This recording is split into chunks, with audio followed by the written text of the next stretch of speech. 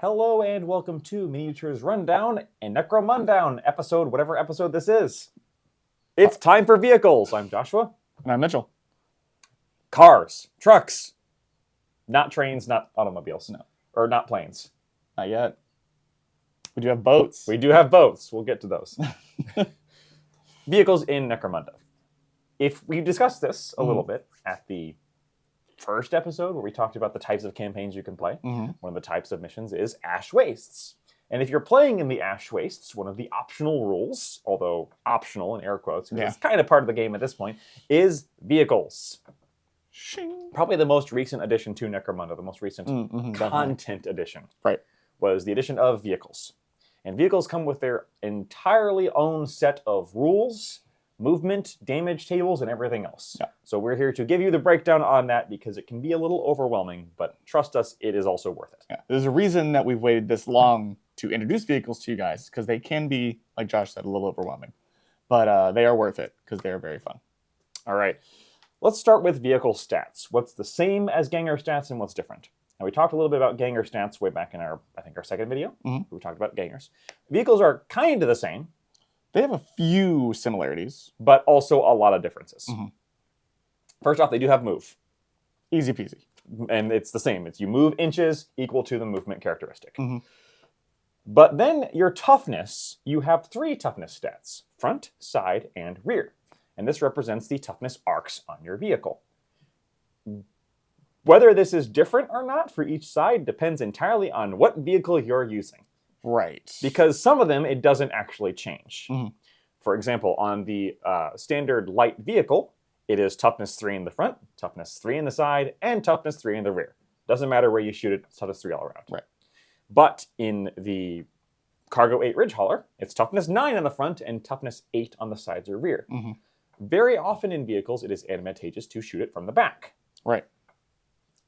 The arcs are just like fighters, they have arcs, so do vehicles. The front arc is the front in a cone, side arc in a cone, and back arc in a cone.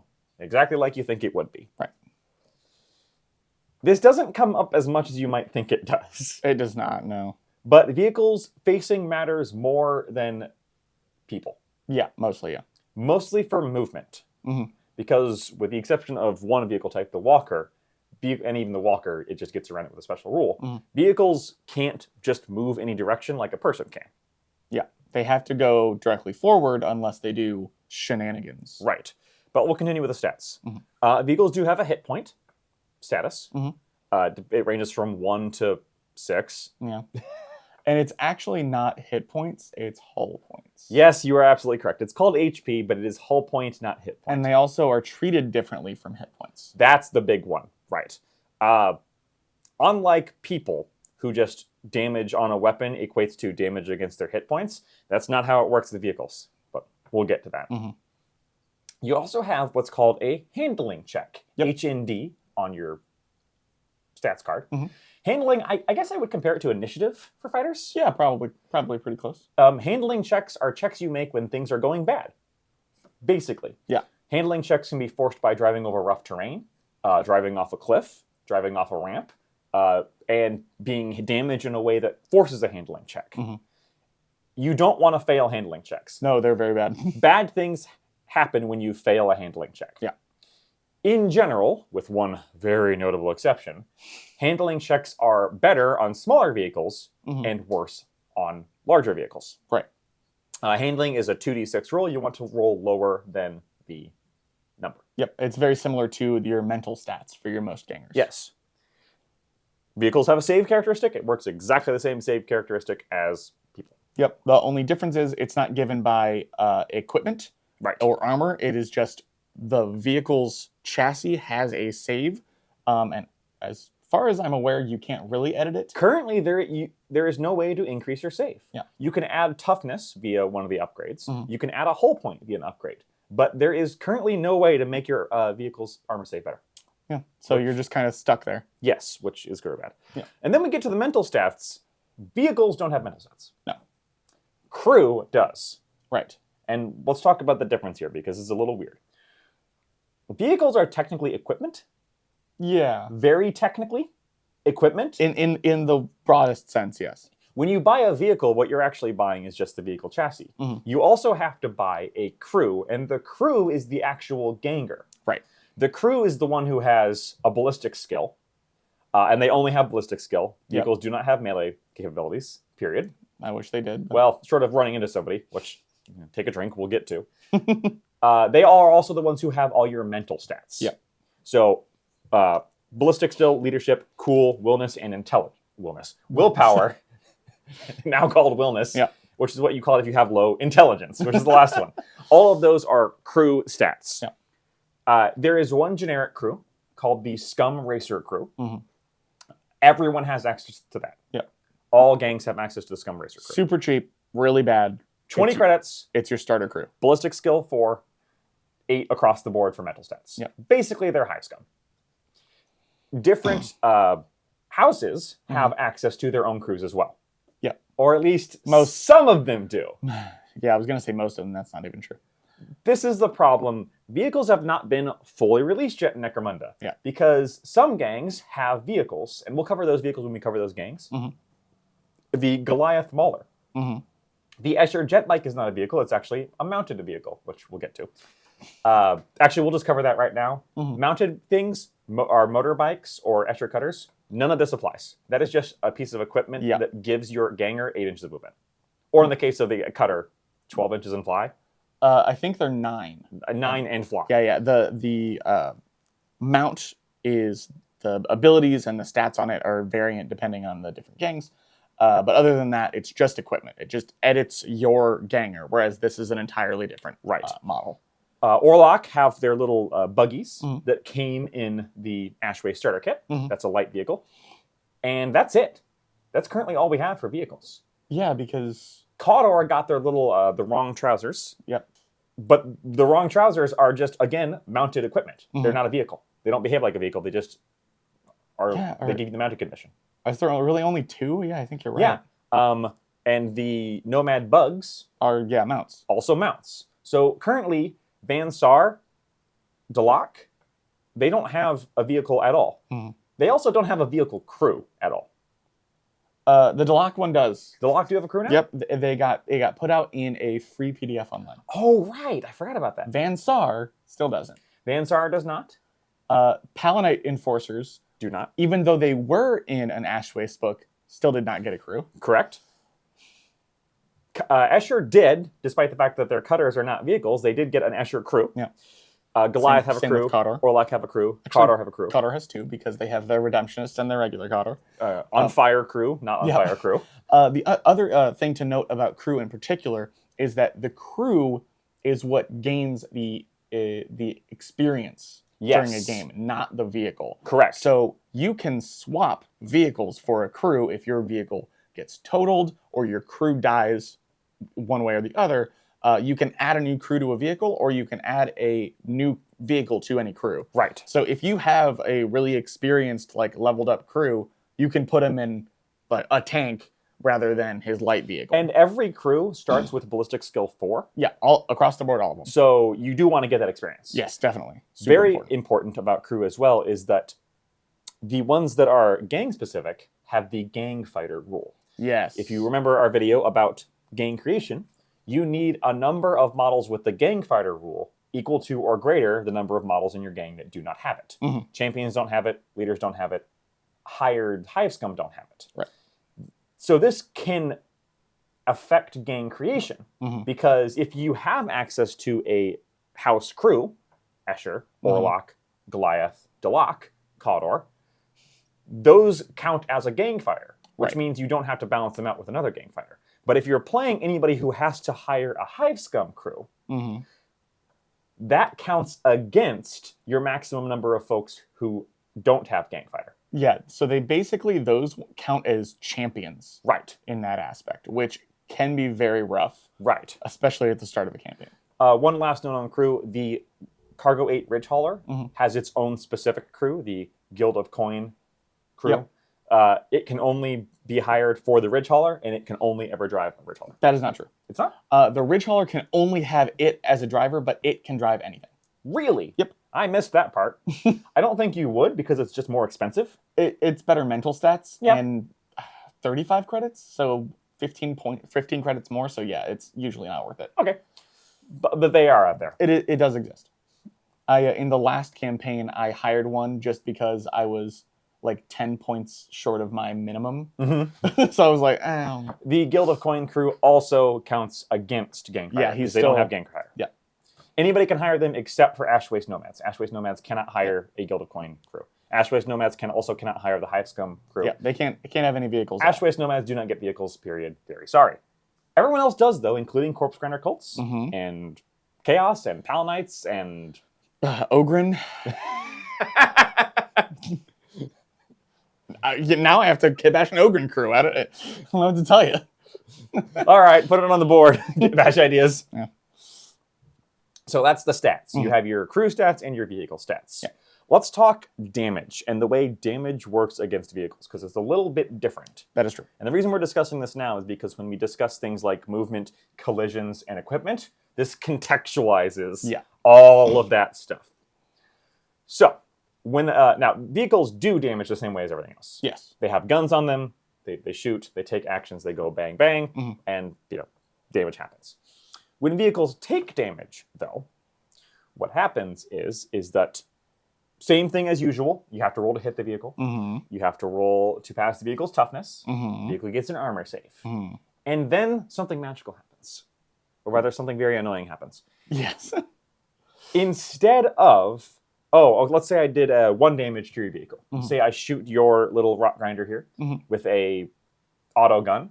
Sure. And despite all odds, all the damage goes through. You have done a damage. It does 1 damage. You roll, and we'll show a picture of these on the screen because I forgot to bring my dice. 1 damage dice and 1 location dice. Yes. So you do need these dice to play with vehicles. Unfortunately. The nice thing is at least right now, they're currently no longer locked in the Ash Waste box. That is nice. You can pay GW for overpriced dice. Yes. I think Baron of Dice also makes some. I believe that. Yeah. Baron of Dice has really nice dice. Not sponsored. Not sponsored. Yet. Call us. Yeah. Oh, definitely. So I shoot your rock grinder. I keep wanting to call it a ridge hauler. It's not. Ridge hauler is much bigger and more annoying. It's not near as mean. Right. I shoot your rock grinder with an auto gun. Against all odds, it gets through. You roll 1 location dice, always, and then a number of damage type dice equal to the damage of the hit that goes through. Yes. So the damage dice have on them a glancing hit, penetrating hit, and a devastating hit. So let's say if I hit you with a 1 damage weapon, 1 damage dice, 1 location dice. But if I hit you with a 2 damage weapon, a bolt gun, and that also goes through, 2 damage dice, still 1 location dice. Yes, and you get to. It is the worst option of the 2. Right. So it's not both apply. It's you get one or you the pick. other. Yeah. So this is kind of like the medic dice when you get severely injured. Right. When you get picked up. Yeah. Because against players, if I roll multiple damage dice, all of them apply. Yeah. Against vehicles, you roll multiple damage dice, but only one of them applies. Right. Generally the worst one. It's actually the player's choice, I believe. I believe you're right. So you could, if you wanted to, pick a worse one. So what this means is that 1 attack will only ever get 1 hit. The only way to get multiple attack or multiple damage instances through is to have multiple attacks. Right. So let's say, again, let's go back to the bolt gun. If I hit you with a rapid fire 3 gun and all 3 of them go through, then I would roll 3 sets of 2 dice and a location dice. And each one of those applies. Yeah. What this means is kind of like fighting normal people. Melee has more chances to go through. Right. But you have to get there. You have multiple instances of attack. So if you have, I don't know, a heavy rock saw or something like that, and they're 2 damage apiece, 3 damage apiece, every single one goes through, that's a lot of damage. Right. Melee also has an additional advantage against vehicles in that when you damage a vehicle with a melee attack, you get to roll 2 location dice and pick the one you like. That's true. I guess it's saying that if you're that close, you kind of get to choose where to stick your rock saw. Yeah. The downside, of course, is that if you are that close to a vehicle, how? Someone somewhere messed up. Yes. because it's, it theoretically moves a lot faster than you, although this heavy does not. It does not. So that's damage. The long and short of that is that if you're looking to kill vehicles, you want multiple instances of damage. Yes. Let's talk about the damage table really quickly. So the actual damage table, when you roll, let's say you roll your damage dice. We'll go back to let's say the auto gun somehow got through. I roll my location dice and I roll my damage type dice. The location dice either has body, engine, crew, or drive. And then each of those has glancing, penetrating, catastrophic. Right. And generally, it gets worse as you go down. Oh, 100%. So the interesting thing about this is that not all of the damage types actually make your vehicle lose a hull point. Right. So it's not just always straight damage. Sometimes it's you lose a weapon. Right. Sometimes it's you're stationary installed, which we will, again, get to later. So, for example, if I get a glancing hit against your engine, you are immediately stationary installed. Basically, what that means is you have to spend an action to try and restart your car. Yeah. It's basically seriously injured for vehicles. But the thing is that's all it does. It doesn't actually make your vehicle lose a hit point. Right. So it doesn't actually get your vehicle any closer to dying. Right. It just makes it worse for a while. Right. Whereas a glancing hit against the drive, your engine drive, or your drive, which is basically your wheels, causes you to make a loss of control test. Which, like we talked about, that is 2d6, and you need to roll equal to or higher than your handling. Yes. I think I said that wrong earlier. It's higher, not lower. Yeah. Equal to or higher than your handling, or you lose control of your car, which we'll talk about. On the flip side, when you get to catastrophic, a catastrophic hit to the drive causes you to lose 2 hull points and make a loss of control test at a -2 modifier for the rest of the battle. Wow. That's very, very bad. Yeah. So having multiple location dice, which can only happen through melee, or multiple hits is really good. Yeah. If you lose all your hull points, you're destroyed. Yep. You just wreck. Yep. There's also one other thing on the location dice. Not on the location dice. There's another dice. There is another dice, which we will get to now because... But there is another. But in secret, another dice was made. There you go. We made 2 different nerd references. One dice to rule them all. One dice to roll them. One dice into Literally. the ash wastes go and troll them. So, loss of control. Because let's talk about that now. Because loss of control is probably the most common consequence of getting your vehicle shot. I gotta find it. Which, if you have a good handling check, might not be a bad thing. The Ridge Hauler has, for example, a 6-up handling or 7-up. I think it's a 6-up. We can find out. Whereas this Rock Grinder has an 8-up handling. An 8-up. Right, which means on 2d6, you're going to fail the majority of times. You can increase your handling by upgrading stuff on your vehicle, which we'll talk about upgrades. 7-up. 7-up on the Ridge Hauler. Yeah. So a 50-50 shot. Yep. It is fairly easy to get +2 to your handling on vehicles with 2 different upgrades. But loss of control. So when you take a loss of control, you make a handling check. If you pass it, you're fine. Nothing happens. Yep. If you fail it, you roll 2 dice. A directional dice, which is kind of like a scatter dice, except it's your loss of control dice. And it dictates whether you do nothing, you just kind of roll forward. You could jackknife, you could swerve, or the worst one, you could roll. The dreaded roll. You also roll a d6, and then the d6 determines what direction. Like, let's say you roll swerve. You roll a d6, and if you roll a 1, 2, 3, it goes left. 4, 5, 6, it goes right. Right. So you swerve left, or you could jackknife left. Basically, you lose control of your vehicle. It moves without you wanting it to. Yep. Very often, loss of control is accompanied by stationary stall. Loss of control can also cause you to run into terrain, which is bad. Or, the chain reactions of you hitting a thing, causing that thing to damage you, and then you roll another injury dice to hit another thing. Right. Happened before. You can also swerve into a person. Yeah. Last game, I had a guy cause a Ridge Hauler to crash with his gravid gun, but it rolled over him. Oh, nice. He survived. Oh, good. He was fine somehow. So it was like the action movie thing where it was like...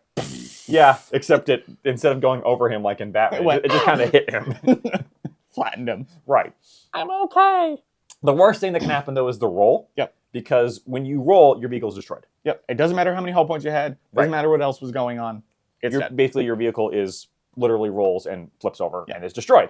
unless you have one upgrade. That can save you, which we'll talk about. And then you also roll a dice to see how many times you roll. Yeah, because you could go really far and, again, run into people or the vehicles. Fun thing about vehicles being destroyed in Necromunda is you leave your vehicle on the table as terrain.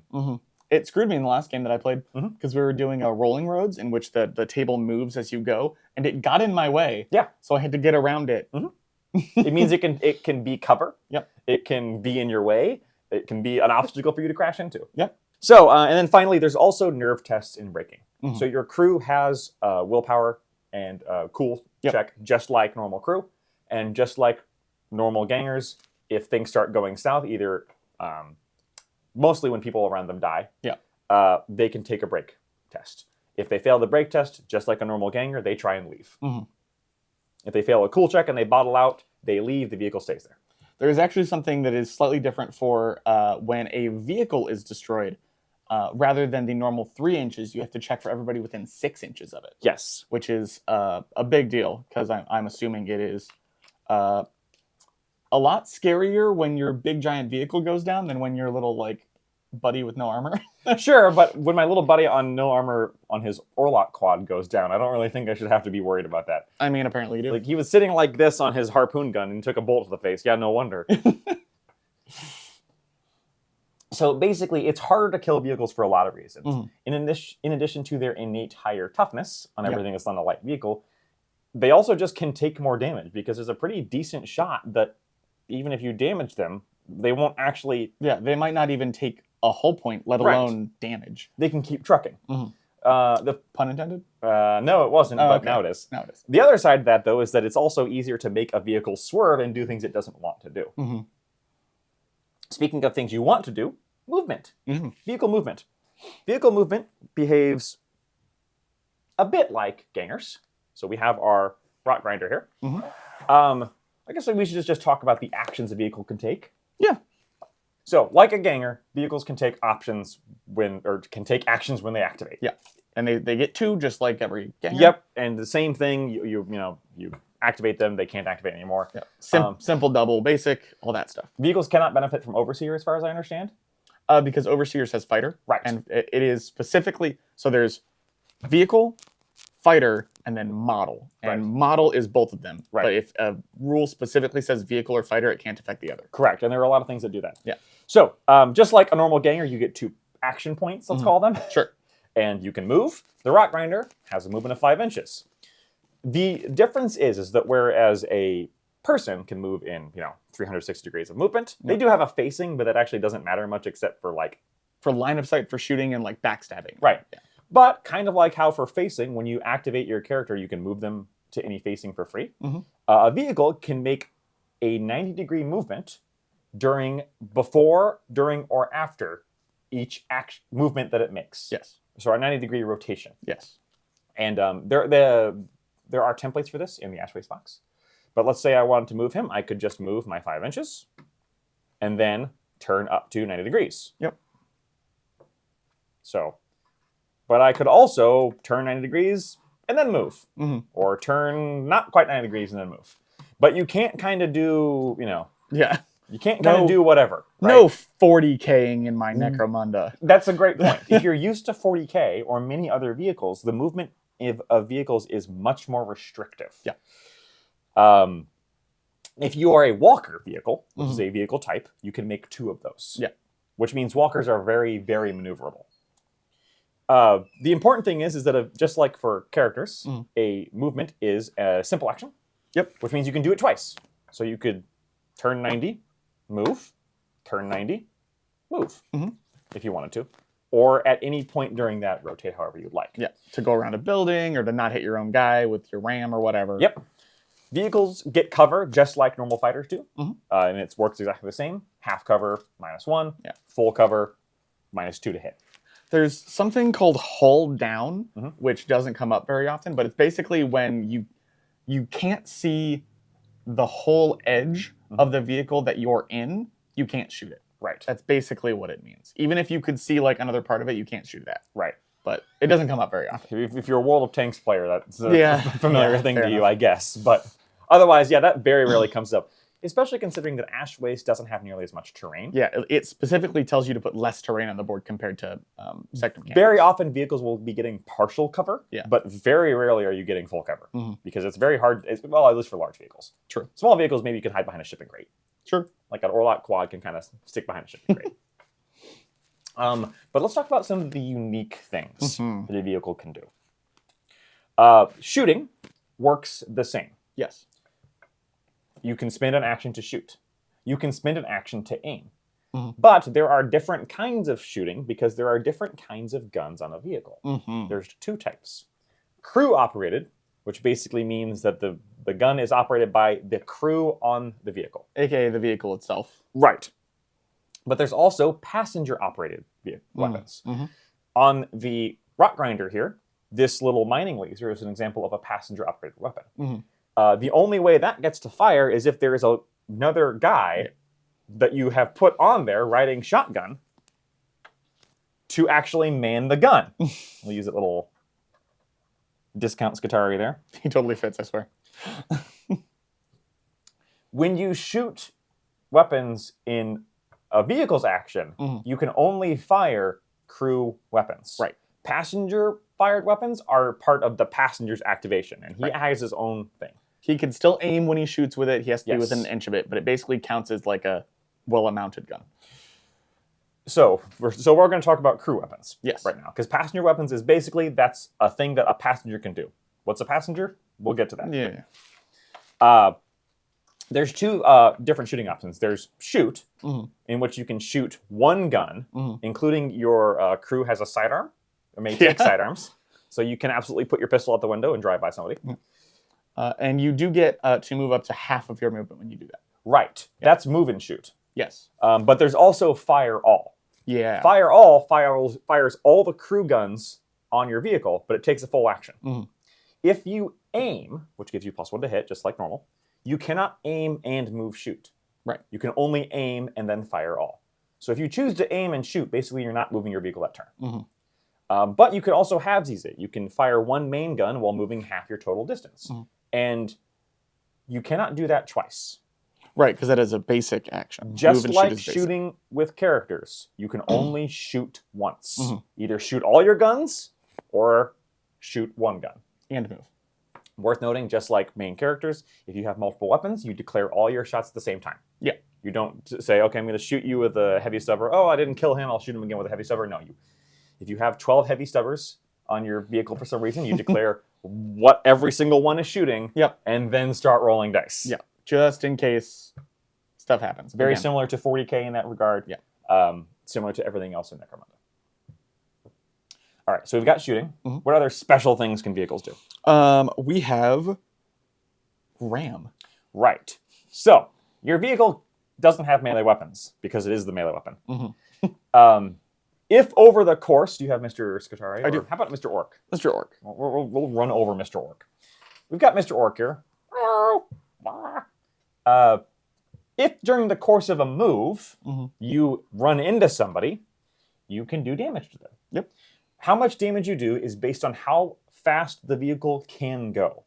This is a little point of contention. It is based on the movement characteristic of the vehicle, not how far you move during that activation. Right. That is very important. There's a table. It is based on how far you move, between 3 to 5, and then it maxes out at 10 plus. It increases in strength, AP, and damage. If you run into a character, they get to make an initiative check with a +1 if they're standing and active. If they're seriously injured, they only succeed on a natural 6. Yep. If they pass the initiative check, they get out of the way and they're fine. Yep. You move them as short a distance as possible to not get hit, and then you continue the activation. If they fail, they are knocked prone, and they take a hit based on the damage table. Right. But if you hit another vehicle, it's a little more complicated. It's a little more complicated. Hitting people does no damage to your vehicle. Yep. They just get run the heck over. But hitting another vehicle, both vehicles take the impact hit based on how fast the hitting vehicle was going, which is bad. Can go. Sorry, thank you. Which is bad. Both vehicles take the hit. It's resolved on both vehicles. The vehicle with the lower toughness moves. Can get moved based on, Yeah. If the ramming vehicle is lower toughness, it just stops. Yep. Or if the rammed vehicle is lower toughness, it moves with the vehicle that rammed it. So you can push another vehicle into a vehicle and cause a pileup and have multiple damages. You can push a vehicle into other models and have them get run over by the vehicle, and they make the initiative check, same as always. You could ram a vehicle into a building and make it take extra damage. Yes, worth noting, if you hit terrain or anything that can't move, you just take the hit as if you'd hit another vehicle. Yep. But... So I was talking about chain reactions earlier. Yes. You mentioned ram. Yes. Ram is an action you can take. It's a double action. It's basically charge for vehicles. Yeah. It's your movement plus 1d6. And if you hit something, you have your speed for the purpose of determining the hit you take. Right. So it's good as the attacker when you ram because you take less damage. Right. You still take a hit, though. Yeah. Which is important. But that's a great way to ram a vehicle and give a little more damage to them. Yep. So if you're intentional about it, you can intentionally ram something for more damage. You can also, if you're like, for example, playing the Rock Grinder here, you can put a Rock Grinder ram on it. The Rock Grinder ram is equipment, which we're about to get to, that adds +2 to strength, AP, and damage of any ramming hits. Yep. Rules as written, it applies that to both the rammer and the ram-e. Which makes absolutely no sense. We think that it's a pretty clear house rule that it should only affect the thing that's being rammed. Yeah. For some reason, I hit you with my Rock Grinder, and it also grinds me. Right. This machine does not know the difference between metal and flesh, nor does it care. I mean, that's true. Apparently, it doesn't know the difference between friendly and enemy, nor does it care. Nor does it care. So ramming, definitely an option. A very fun thing. Very brief note, the highest damage you can do is if you are going have a 10-inch movement vehicle, you can do a strength 9 hit. Yep. If you have a Rock Grinder ram on top of that, is a strength 11, 5 AP, 5 damage hit, which is currently the single highest damage in one attack you can do in Necromunda. Yep. Also, I believe the highest strength. Yes. And the highest AP. It's the highest everything. Yes. And then they just have a normal save. Yes. Like. And then there is the Rock Grinder ram, which increases everything by 2, and a regular ram, which increases everything by 1. Yes. Significantly cheaper. Yes. The Rock Grinder can only go on certain things. Yeah. You can go on any custom or Rock Grinder. The last, well, I don't know if it's the last vehicle, the last action, but full throttle, I feel like. Full throttle is important. Full throttle, you can only move in a straight line, but you can go triple your movement speed. Yeah. So, for example, a Rock Grinder here goes 5 inches normally. If you full throttle, you can only go straight, but you can go up to 15 inches.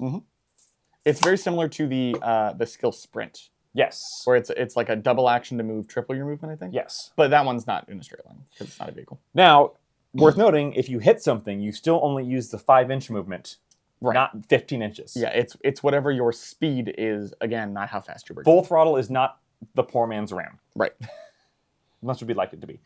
Other unique actions include if you are stationary installed, you can take an action to try and restart your engine. If you're stationary installed, basically, you can only either try and restart your car or fire everything.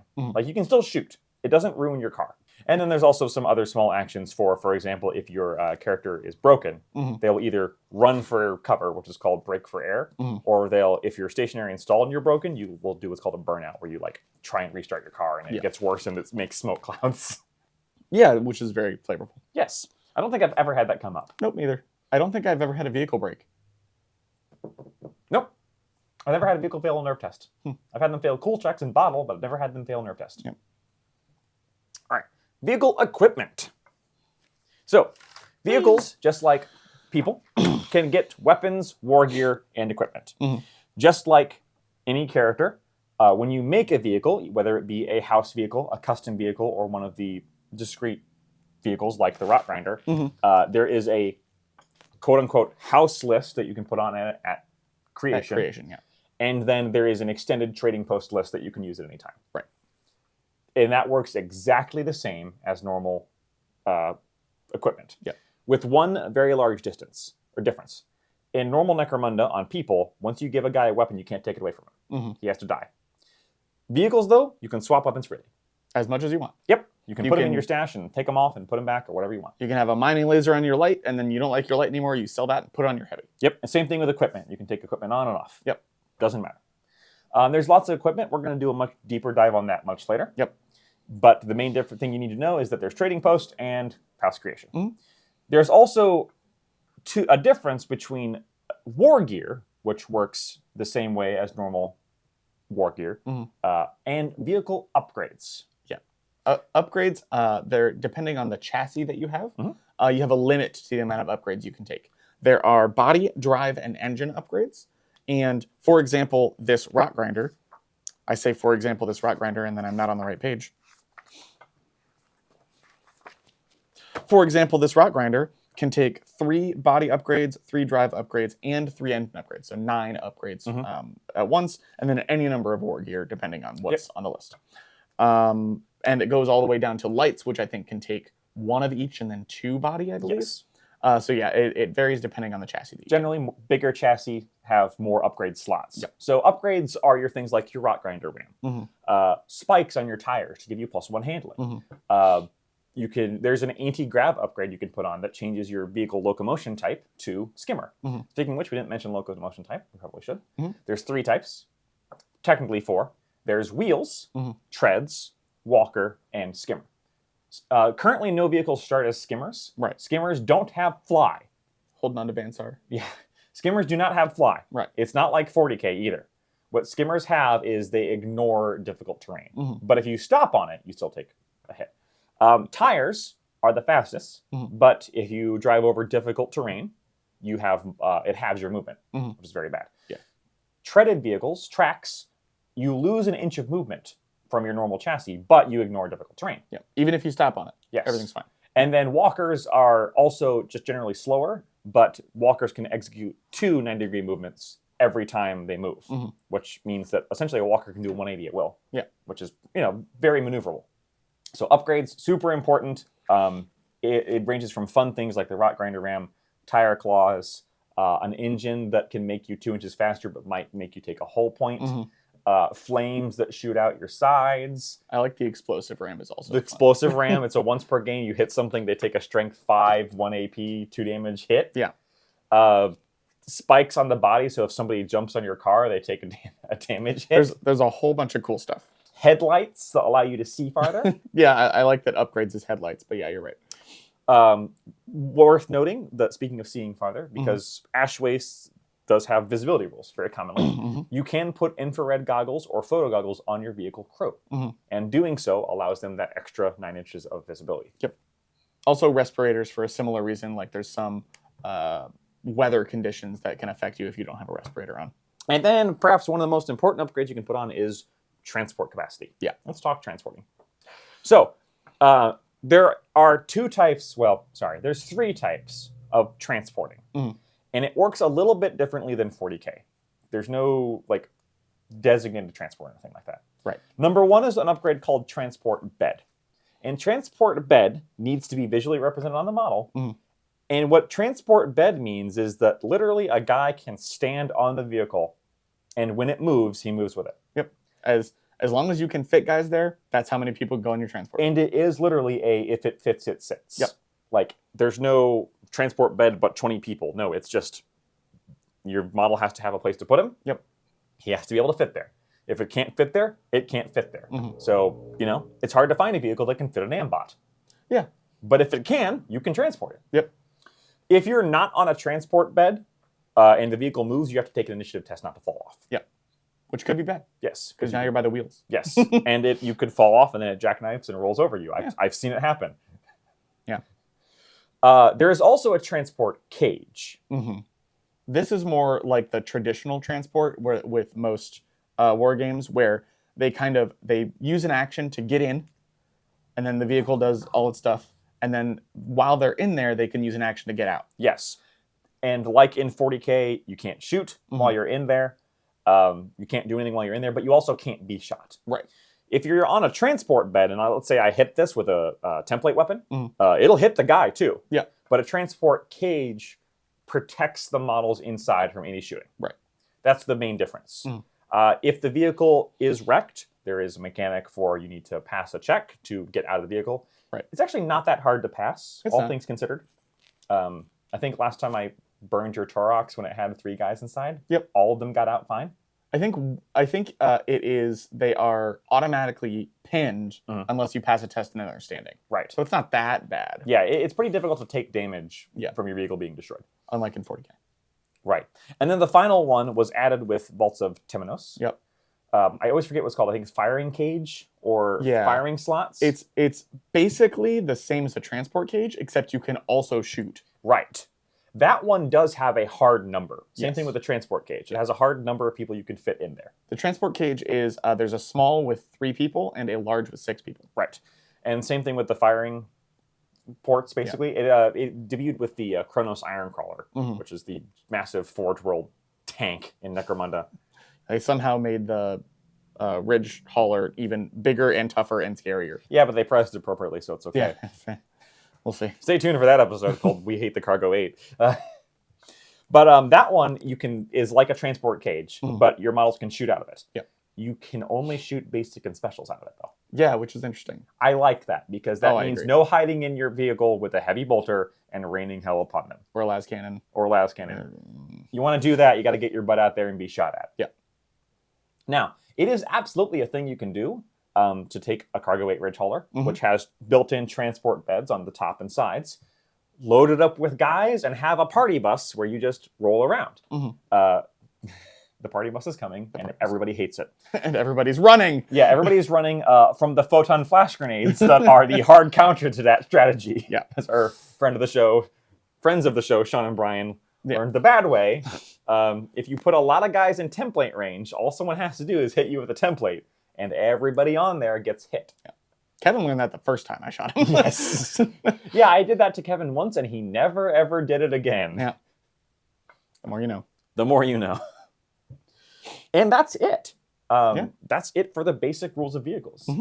Whether or not you can include these at game creation depends on the campaign you're playing and, of course, your arbitrator. Yeah. So the default Ash Waste campaign gives you 400 credits to spend on vehicle-specific things. Right. In our most recent campaign, I believe we did 1,600 points for normal models and 400 for vehicles. Yeah, because the Vaults of Temenos campaign is a little weird when it comes to taking gangs from the previous campaign.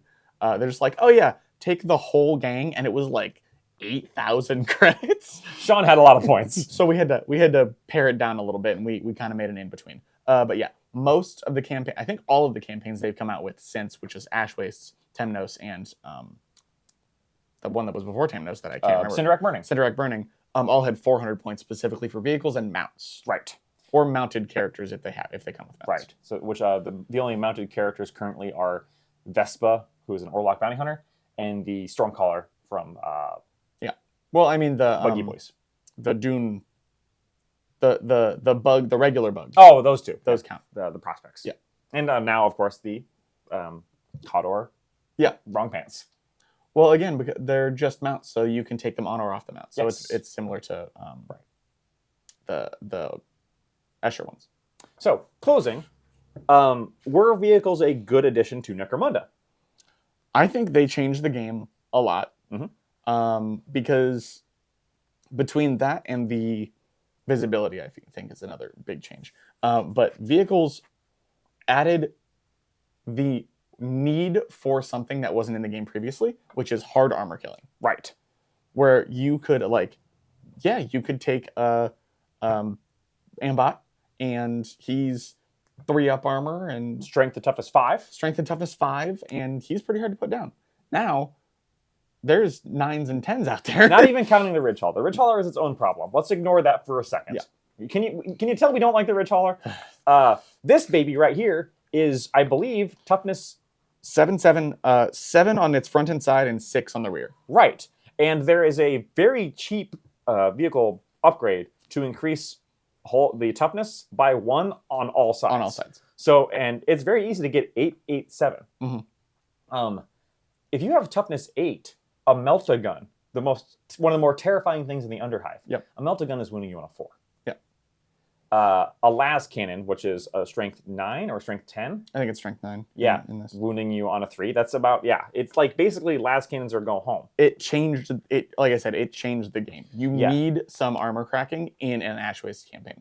It also makes things way faster. Yes. Because you topped out, even if you were like Escher with a speed upgrade, you topped out at like 8. Yes. Now, this guy moves 10 with no upgrades, and he's slow. Yes. Yeah, this is the slowest vehicle, the heavy chassis. Yeah. And he moves 5 inches. Yep. And unlike a ganger, he can move 5 inches and then move another 2.5 inches and still shoot you. Yep. With one of his guns. Which, right now, that gun's a mining laser. That is actually the seismic cannon. Oh, you're right. That is a seismic cannon. Well, that sucks. Why'd you do that? No, I'm kidding. So my mining laser's magnetized wrong. Face the camera.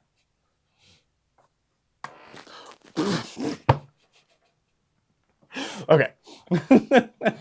And he's gone. There's a cold open. So, yeah, the vehicles really do change Necromunda. Yeah. It's kind of funny because the Ash Wastes came out before 10th edition. Yeah. And the 10th edition kind of did the same thing. Yeah. Whereas it made vehicles tougher than they ever were before. Mm-hmm. And you need to spec anti-tank in a way that you will not get incidental anti-tank. Right. Yes, a las cannon in Necromunda is already terrifying, Mm-hmm. but now it feels like you need one. Yeah. We'll talk more later in a different video about anti-vehicle tech. Yeah. Because there's a fair few things. The downside to vehicles is that, but there is a kind of a balancing factor. Mm-hmm. Ash Waste is the campaign with the most Ash Waste missions. Mm-hmm. And you can only bring vehicles in Ash Waste. You cannot bring vehicles into the Sector Mechanicus, yeah. and you cannot bring them in Zone Mortalis. Although I think it would be really funny to have a Zone Mortalis mission where this thing is on the end of a hallway and is just coming at you. I was going to say just running through the walls. I was thinking of the Final Fantasy thing, like, where it's like this, suplex a train. Sure. But if you're not playing Ash Waste, if you're playing one of the Cinderrack Burning campaigns, mm-hmm. and we talked about in our campaign video that Ash Waste is actually one of our least favorite campaigns. Yeah. There's a 50-50 shot that you don't get to bring your vehicles. Yeah. So you could spend 2, 3, 4, 500 credits on a vehicle, and it just sits out for the game because you're playing indoors. Yep. Vehicles get heavy weapons and don't have to pay for suspensors because they don't suffer the no moving and shooting. Yep. Basically, all vehicles have built-in suspensors. Yeah. Even lights, which is the purpose of a light vehicle, because a light vehicle has toughness 3 all around and 1 hull point and a 5-up save. So it's speed 7. It's very fast. It's quick, and if you put a heavy weapon on it, it can move and shoot that heavy weapon. But if you look at it wrong, it's going to flip and explode and die. Light vehicles are essentially fast gun platforms. Yeah. We'll talk more about our problems with the higher end vehicles. Mm-hmm. Overall, I do find the game fun with them. I agree. But I don't find it fun when vehicles become the focus. Yeah. Like, again, one of the reasons that Ash Waste was not our favorite. Right. Is because it and I understand why it put so much emphasis on vehicles, because it was a new thing, and they're like, hey, look at this cool thing that we got. Buy our stuff. But I like the way that they've been going in the Cinderrack Burning campaigns, where it's like, you can have them, you cannot be allowed to bring them, that kind of thing. Right. Well, next time what we're going to talk about, when we talk into vehicles at least, mm-hmm. is we'll give you the breakdown on the specific vehicles. Mm-hmm. We'll give you the rundown on they're the Gene Stealer Cult vehicles, but they're the pre-builts. Yeah. And then how to build your own custom, and why we absolutely despise the Cargo Weight Ridge Hauler. And its brother, the Kronos Ironcrawler, but honestly... To a lesser extent. I just want to buy one to prove you wrong. Just to bring it and go, that's still stupid. You spend $150 on Forge World to prove me wrong, Mitchell. You go right ahead. Wouldn't be the first time. Help Mitchell spend $150 by leaving a like so he can get the 26% of a cent that YouTube will give him. I think we have a Patreon now. If you want to sign up for our Patreon, give us exactly $150 to get me. Don't do that. Please don't do that. If you do that, I'm refunding your money. Until next time, bye.